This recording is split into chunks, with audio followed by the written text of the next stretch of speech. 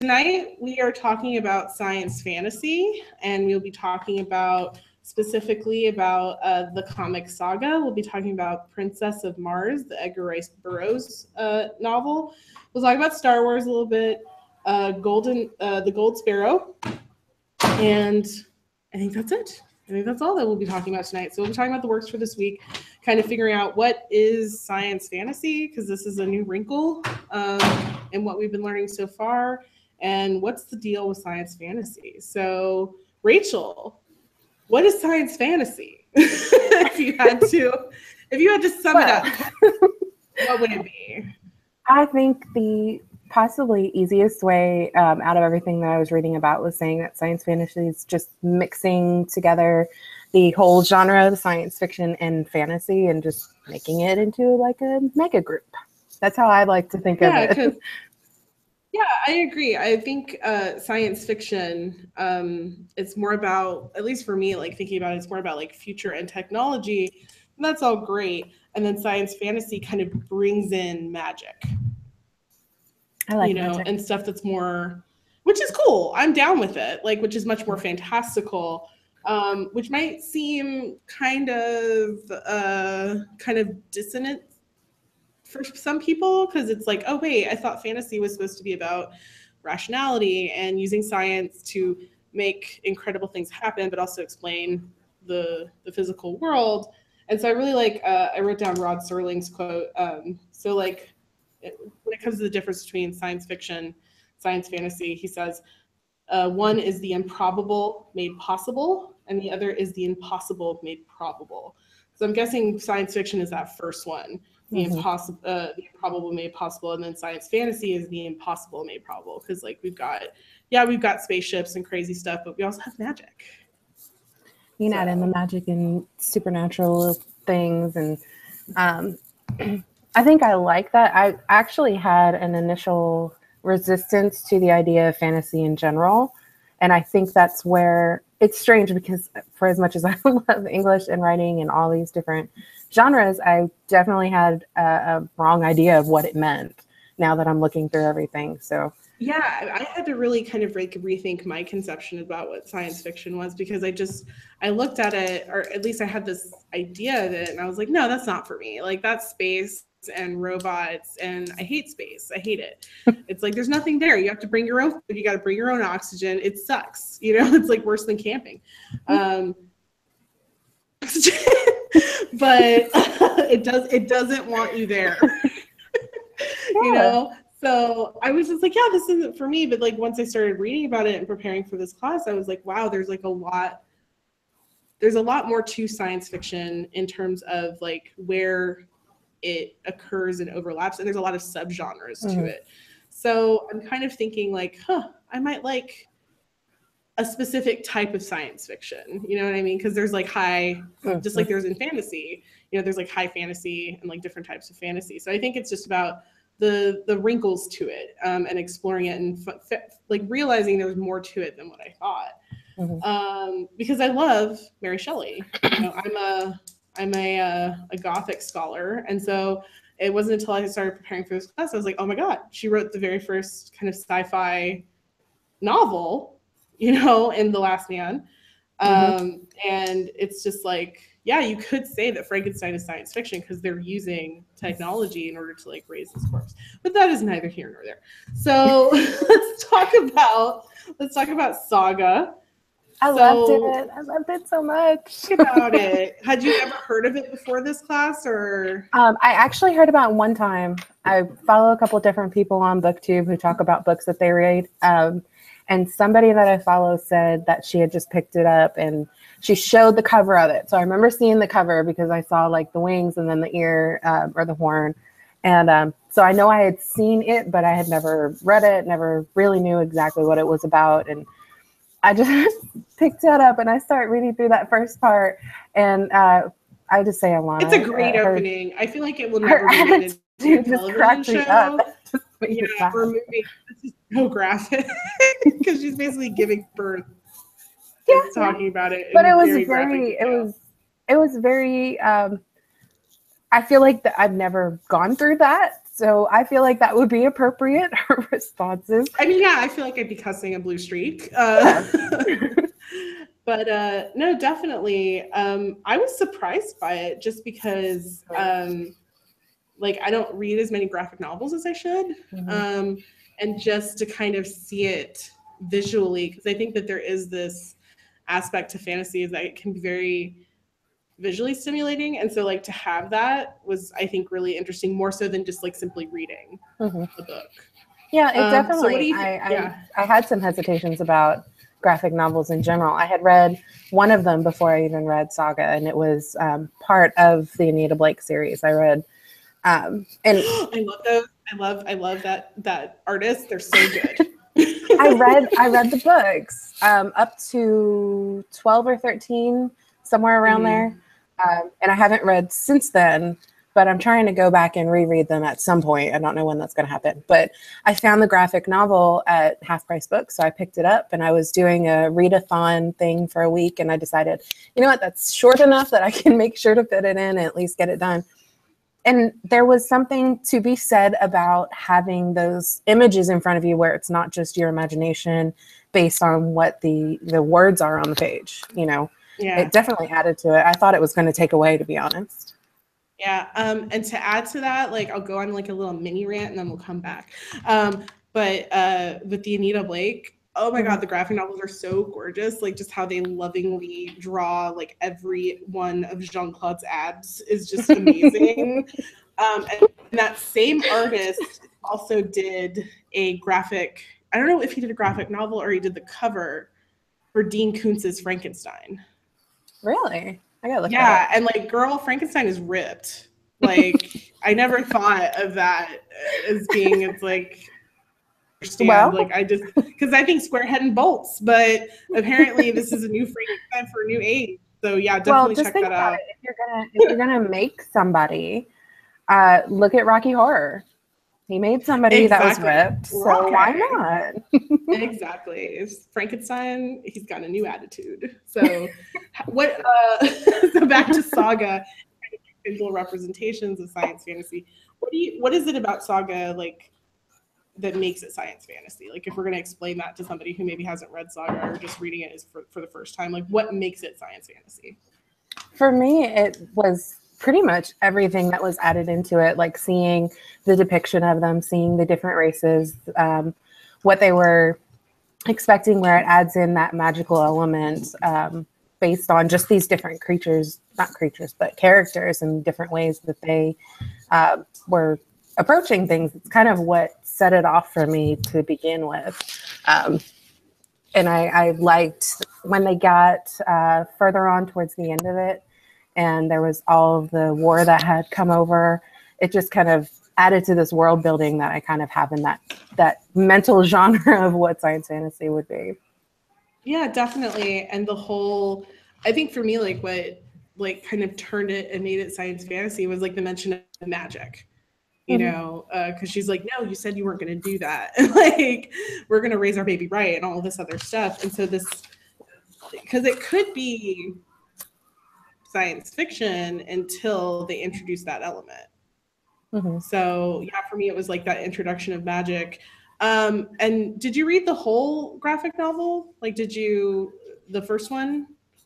I got as far as what was posted. Oh yeah, don't worry about that. But if you keep reading, like there's a ghost that shows up, who's like the ghost of somebody in those woods where they're trying to get through the woods to the spaceship. I know what you're talking about. Yeah, there's like a ghost girl like that's basically a torso. Isabel. Yeah. Something like that, yeah. Something like that, yeah. So she is a ghost of a person who died in those woods, and she's just basically a floating torso with like intestines, just hanging out. And she's like, yeah, I'll babysit your kid. Sure. Like, I'll take care of your kid, bond us together, I'll take care of your kid. So stuff like that really kind of bring it more into the realm of fantasy. It's like we still have spaceships, we still are, you know, we have these two characters in the middle of a galactic war, but there's still kind of fantasy and magic going on. So yeah, is there anything else you want to say about Saga? It's awesome. Good. It really is. I enjoyed it a lot. It felt kind of I hate to say the whole like Romeo and Juliet thing because it's not a love It's story true. in my head, but I feel like well, it's terrible. Yeah, you literally have star-crossed lovers because they're from two different species. Literally, yeah. And I like that they actually had you had the parts where it was the grown-up version of the baby who was doing the talking and explaining things. Yeah. So it's kind of like, okay, Yeah. I can see where this is coming from. So it's being retold from her perspective in the future. So I don't know what happens between now and then. Yeah, like, it are they makes you still really together? want to know. Mhm. I really want to know how it turned out. So I'm gonna keep on reading. I just haven't looked it up yet. Yeah, I have a coworker who keeps bothering me about it. Like, why haven't you finished reading? It's like, I'm working. So I have a job. yeah, like I read. Yes, I'm doing my work. I'm trying to be a good employee. Shush. But of Saga, I was reading, and somebody wrote that it's Star Wars meets Game of Thrones. So I was all for that. I could see that. I recently just started and finished watching Game of Thrones, so I could get that. Wow! Congratulations. Welcome. Welcome to the present. Because I have a couple of friends that are just holdouts. I hate watching shows from one week to the next because then you have to wait for winter breaks, spring breaks, random 2-week breaks. I always hate it. So I never watch shows until they're off the air so that I can binge watch them. And the only. Yeah. So I was gonna say, have you checked out Stranger Things yet? No, not yet. Not yet. Because I binge watched that. I won't ruin it for you. It's good. I've heard it's really good, and I want to, but we just recently got through all of Game of Thrones, and now we have to wait like a year for another season. So, yeah, if you're missing Game of Thrones, I would definitely suggest Vikings. There's no, like dragons or anything, but it's still got that kind of dynamic, like kind of feudal lords and fighting and all that good stuff. I heard about that, and I think was it Outlander? Or Highlander? Yeah, I forget. It's Outlander. It's a lander. Where she goes back in time. It's a lander. Yes, yeah, no, it's Outlander. It's time travel, so it's really good. Yeah. Mm-hmm. Okay, so science fantasy. All right, let's go ahead and talk about the Princess of Mars because I want to knock out the literary stuff, and then we could talk about the visual stuff more.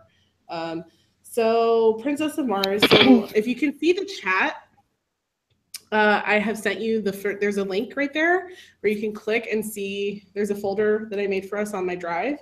So if you click that, you can see different artwork the different artists have made for this book. And so to give you a little background, so Edgar Rice Burroughs, he is also the guy who wrote Tarzan. I just found that out. Yeah, which is super interesting, and it kind of makes sense. When you start reading A Princess of Mars, you get it. This is what this is his thing. So it was published in 1912. It's pulp fiction. It was published serially, and it's part of the genre, kind of subgenre of science fiction called a planetary romance. And what that means is a planetary romance usually features a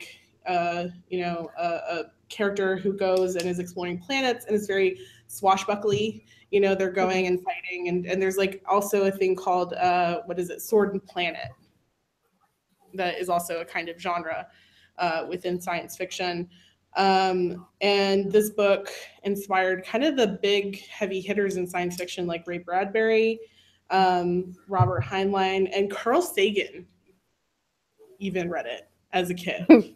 So, man. But if you look it's not pulling up for me. Oh no! I wish it was.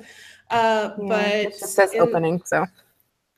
Oh, this is so sad. Let's see if it'll open for me.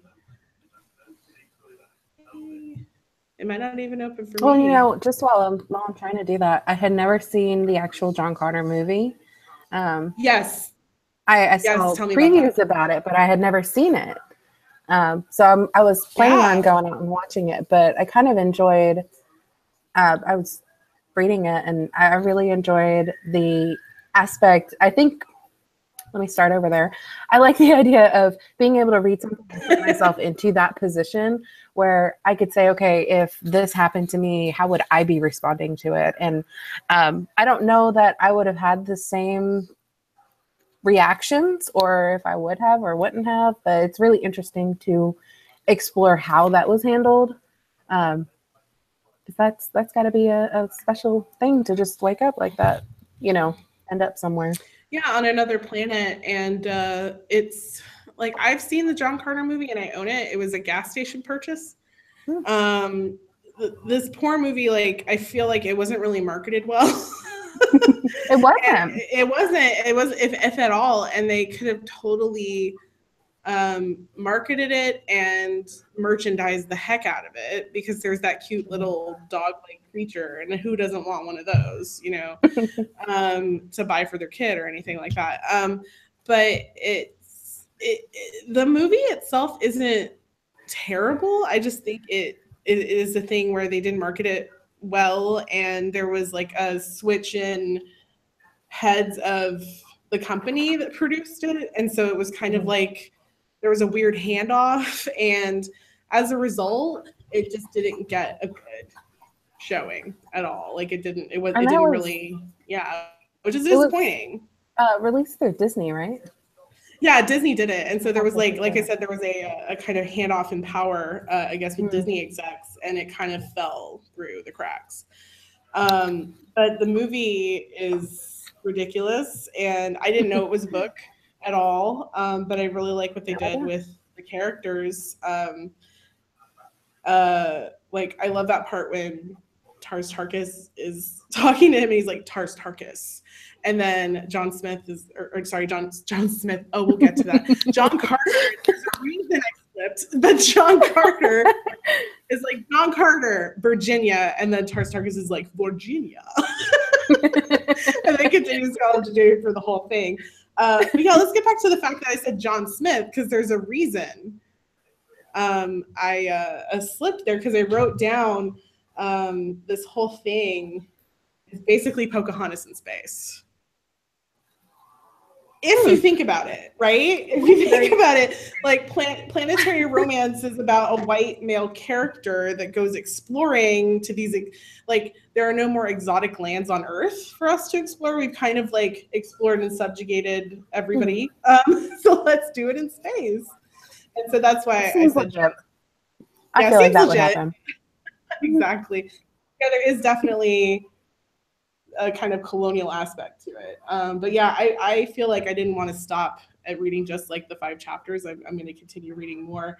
But I think that one very clearly, like later on, when you learn about the technology and Barsoom and all of that stuff, that's where the fantasy aspect kind of comes in. Like the magic of how the heck is he able to go from Earth to Barsoom, and not like it's not like it's intergalactic travel. It's just like zip, you're there. Yeah. So yeah. What else did you think about A Princess of Mars? Well, starting out, I thought it was interesting that there wasn't really, I guess, I'm trying to think of how to word it, but he didn't really get that there would be differences with the way that he was used to things being to the way that things were there. Like having the ability to do more things because he was on Mars, on another planet. Being able to have that is kind of like, if you just ended up somewhere else, you don't know until you try something, and then, you might have ended up hurt someone at some point without meaning to. Yeah, because that's the most hilarious. Not him killing someone, but that's the most hilarious thing at the beginning is like he is on Mars and the gravity is different, and he's just like pew, like just kind of like with the same amount of force that it would take him to just take a regular step on Earth, he's just taking leaps and bounds. And so it's really strange how like just by virtue of him being on a different planet, he all of a sudden becomes like extraordinary. I think this is something that happens in a lot of science fiction. Like the Star-Lord guy from the Chris Pratt character, like he's just an average dude, man. Like he'd just be a guy on Earth, but he's in space now, and so he's special. So it's and like gorgeous, exactly, and gorgeous. Yeah, we can't discount that. That's a very important part of science fiction. Very important. Okay. Attractive leads. We need more of that, please.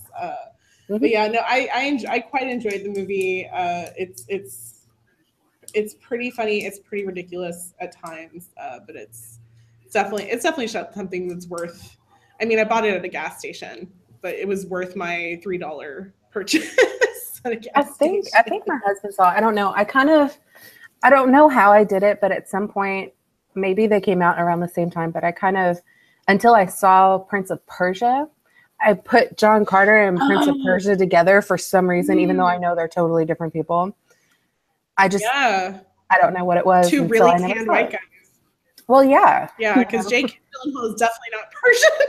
No, but he is gorgeous. Unfortunately. We can forgive him for a lot. But yeah, so like moving on from Princess, I know Jake Gyllenhaal is sweet. Yes. So like moving on from Princess of Mars, did you watch any of the Star Wars films? I have seen them, and we went through. Gosh, now I got to remember the name. Oh, the new one. The Rogue One. Force Awakens. Force Awakens. The Force Awakens. So is that out yet? The Force Awakens is The Last Jedi is coming out. Oh, okay. It's The Last Jedi that I haven't seen. The what? So it's The Last Jedi that I haven't seen. I saw The Force Awakens and I saw Rogue One. Yeah, we have both of those. I was one of those people that spent a very long time not liking Star Wars. That's okay. Can we talk about that? I feel similarly, and I feel like we need to talk about it. So yeah, what was it about it that just you? I'm trying, like, I know that it's been out. I didn't like Star Wars. I didn't like Star Trek. The whole idea of, I guess, space kind of being there was different than I've seen plenty of movies and read books about like aliens being on Earth, but the idea of being in space, something just turned me off about it. And yeah. I don't know. I mean, it could be like,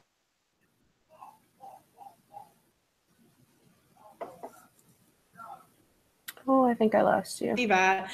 There you go. And then also like there are not a lot of female characters, kind of identify with. Like there's basically just and that one chick who's like, we've got the plans to the Death Star. Right? Yeah. That's it. That's true. So it's a definite dude fest. I think what helped me kind of go ahead.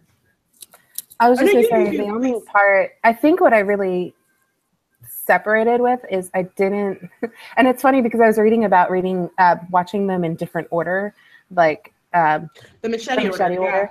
And when I'm looking through this, I was like, if I'm watching it, the parts that I really don't like are like the Hayden Christensen, Natalie Portman stuff. So maybe that's something to do with it. So I don't know. I wasn't a fan of it. I went and saw it. I remember I saw, oh gosh, which one? The last of the three for Hayden Christensen, which I should know the name, but Revenge of the Sith. Attack of the Clones? Attack of the Clones? No, Revenge of the Sith. No, he knows. He does. He's right over that way. Yeah. I went and saw that at midnight, and like it was a big thing to go there, and I'm just walking out like, I could have been sleeping. So what turned it for you, if anything? Like, I begrudgingly really liked The Force Awakens, and I think it has to do with me liking the main character a lot more.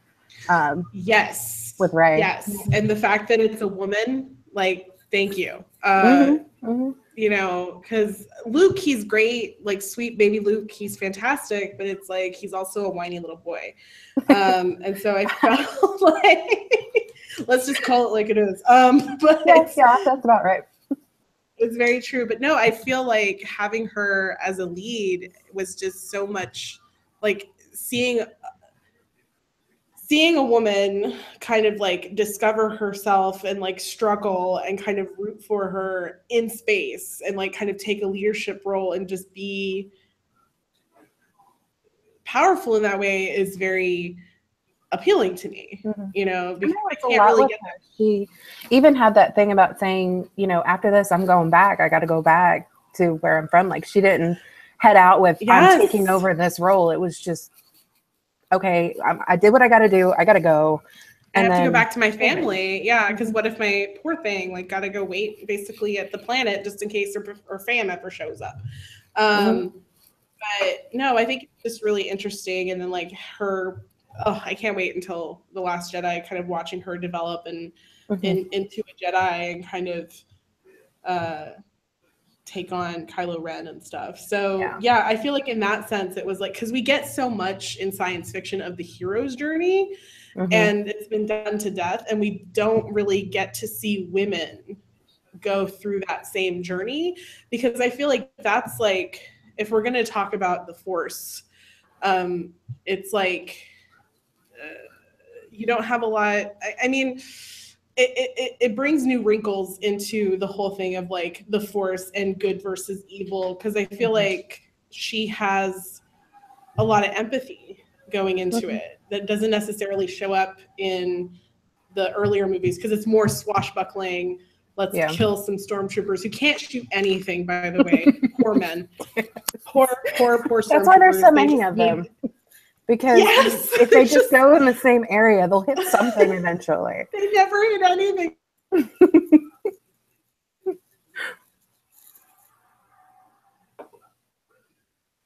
James for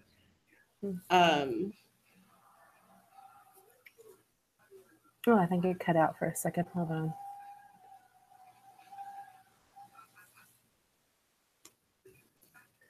See. Oh, I think you're back. Sorry, the screen froze for a second, so I couldn't hear you. Oh, you're okay. Yeah, mine's a little wiggity on my side as well. I had you mid laugh, so it was a very nice picture. Oh, no, I'm glad I wasn't like thinking really hard. Because then I would stop and be like, okay, is she really thinking? Let's just watch. No, it's okay. I'm listening more to the audio than I am looking at the video. So what do you think about Star Wars, the part that makes it science fantasy? Oh God, everything. That's just how I see it. Is everything put together, like being in space, having the Force itself. It's like, the Force is definitely a big deal. Yeah. And I the whole idea of it is kind of like, to me, I don't know how to verbalize it well, but the kind of idea to me is that it's like they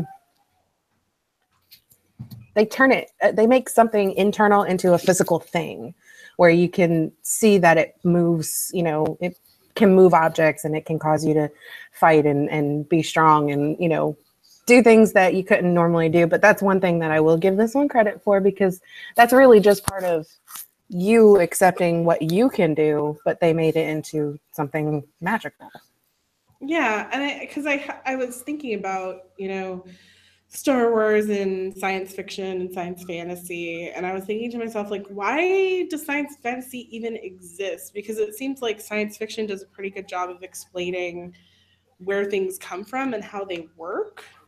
But I think what science fantasy does is it pushes that boundary, because there's always going to be something beyond what we can understand. You know what I mean? So I think that films like Star Wars and comics like Saga, it's like they have that supernatural element to kind of represent what is beyond science, because I mean, back in the day, anything that happened and didn't have a scientific explanation, it's basically magic. So I think in doing that, they're kind of widening the scope of science fiction, so it's not so closed in a sense. Right? Does that make sense? Okay. Yeah, it's kind of like saying there's a difference between a romance movie and a romantic comedy. True. It just adds another element to it, and it widens what the definition of it can be. Definitely. Okay, so we talked about Star Wars. What did you think of the Golden Sparrow and how that fits into what we've been talking about? And I know it's such a trick. Well, my first initial thought of this, that's what I thought. And my first initial thought of it was like, I could just watch this if we could get rid of the sound, but I was waiting for somebody to say something. So I just kept watching, thinking that they were going to say something. True. I felt the same way. I was just like, okay, so this is the intro, right? We're going to get into the action. That's what I thought. Just kept going. I kind of like, this is the movie. I don't know if there's more to it out there. I haven't searched to see if there's more to it or if it's just that piece of it. But in the very beginning, when it first started, and you see, like the first time you see the strongman, and then you see his picture, and he's got his little family in it, but they're all gray out, and I'm kind of like, okay, what's the story there? Why did that happen? And I really wanted to know that, but I have that writer's brain that I'm saying, okay, what happened right there? Because now I want to know why that happened and where they are and what, like, are you sad because you lost them? How'd you lose them? Like, my head just goes everywhere. No, I think that's a really good, I think you just have like a very inquisitive mind, and that's a good thing to have. Because I felt the same way, like watching it, it's like, okay, how is she? It almost reminded me, because I was like writing it down, and I was like, it's very retro, because you've got like the strongman, and they're almost like circus performers, and it's very carnivalesque. Yeah. And then the color thing reminds me of Pleasantville, almost. I could see that. Yeah. And so I feel like the wife probably of the strongman isn't a creative like he is, so she doesn't have any color. But then their child kind of represents, like, how like kids inherit their parents' interests and like kind of creative meanings. So yeah, that's how I saw it. With that in mind, would we assume, like, if we go with that as the theme and the theory for the whole idea, does that kind of in turn make that Sparrow character who's sucking up all the color, like, does that make her, I'm trying to think of how I'm trying to say that, but is she the it's bad just guy? taking away creativity from somebody else, but then it kills them, so that's more like a internal soul sort of thing. Yeah, it's weird, because I almost thought she was going to give the the fool, the tightrope walker, I thought she was going to give him his color back. But then the guy shot him and weakened him. And so, yeah, it was very confusing, all of it, but I guess it's kind of meant to do that. Well, and I had liked, I don't know if it's that I liked it or that I just like that they did it, but her, like the driver, when he got hurt, I kind of thought she was going to revive him because he was getting her around and helping her get, all these other people. And then she's like, no, you're not useful anymore. Goodbye. And just walked on by. And I was like, okay, sorry. I don't know if she's a villain or what. But yeah, it's kind of, that was a little slippery. I think that one, I put that because I hadn't watched it before I assigned it. I was just like, oh, this looks really cool. Let's do this. And I'd seen somebody else use it. But I think it's a little bit more slippery. It's a little bit less easy to pin down in terms of like what makes this science fiction, what makes this science fantasy. So like, how would you explain that if we were to do that? Like, how would we explain it to somebody else? Like, no, this totally is science fantasy. Like, what elements are there? Well, I mean, if she's pulling out whatever it is that drains them, like if it's their life force or their soul or whatever it is that pulls that color away from them, it's being done. I mean, it's not something that you can do. It's not just that it's being done in this alternate, place or this other place that we're not used to. It's being done at all by this person who can kind of just suck it out of you, Yeah, and I liked how they did like a rotoscope type look, because it reminded me of have you seen A Scanner Darkly? Probably. With, Keanu. Yeah, it's that same look, and so it's just like, it's not straight up animation. It gives you there's kind of an uncanny effect as you're watching it, that it even looks a bit more artificial. So. Yeah, I think Golden Sparrow left me with more questions than answers. Yeah, I don't know how you can take it and put it in a lot of different ways. Yeah, totally. But yeah, it did leave me with a lot of questions. Now that we're talking about it, I kind of accepted it because that's just how it ends, and she walks away, and I'm like, all right, well, she was just, this embodiment of, life can take it out of you, and if you don't fight back, and all this stuff, like I have that philosophical side, and then it ended, and I'm like, all right, well, that's just how it ends. Now I'm sitting here thinking, like, yeah, I have a lot of questions. Where are the makers? Let's talk to them. Yeah, kind of just like how it chews you up and spits you out. Hopefully some of the students this week will be able to figure that out moving forward. I will definitely please let us know. I will be definitely watching the discussion board to see like what you guys figure out about the gold Sparrow. So yeah, that's it for Science Fantasy. So thank you so much for listening. I'll go ahead and end the broadcast, then I'll talk with you a little bit more, Rachel, if you have any questions. Sure. But for now, let's say bye to the rest of the class. Bye, Bye. guys. We'll see you next time.